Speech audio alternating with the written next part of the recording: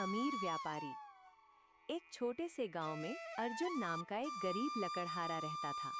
वो अपनी पत्नी मीरा के साथ एक छोटी सी झोपड़ी में रहता था। दोनों बहुत गरीब थे, लेकिन वे एक दूसरे से बहुत प्यार करते थे और खुशी से रहते थे। अर्जुन हर सुबह जंगल जाता और लकड़ियां काटकर बाजार में बेचता।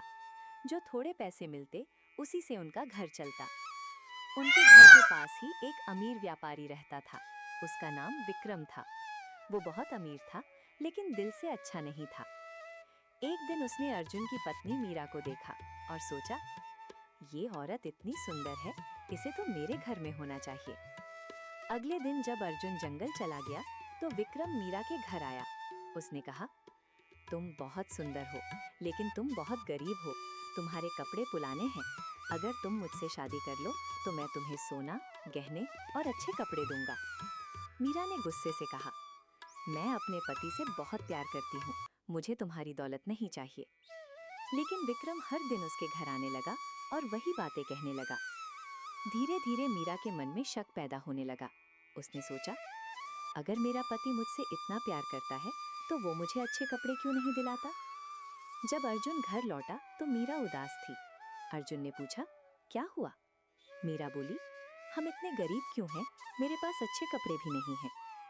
अर्जुन अपनी पत्नी से बहुत प्यार करता था, इसलिए उसने पैसे उधार लेकर मीरा के लिए नया कपड़ा और एक छोटा सा गहना खरीदा।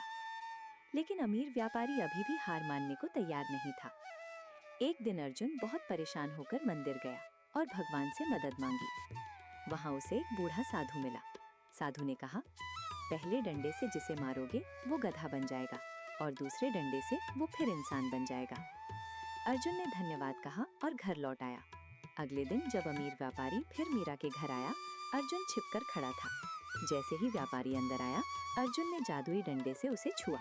तुरंत वो एक गधे में बदल गया। अर्जुन इस गधे को अपने खेत में ले गया और उससे बहुत काम करवाया। कुछ दिनों बाद व्यापारी अपनी गलती समझ गया। वो रोने लगा। तब अर्जुन को उस पर दया आ गई। उसने दूसरे डंडे से उसे फिर इंसान बना दिया। व्यापारी बहुत शर्मिंदा हुआ और बोला, मैंने लालच में आकर बहुत बड़ी गलती की, मुझे माफ कर दो। उस दिन के बाद वो कभी अर्जुन के घर नहीं गया। अर्जुन और मीरा फिर से खुशी खुशी रहने लगे।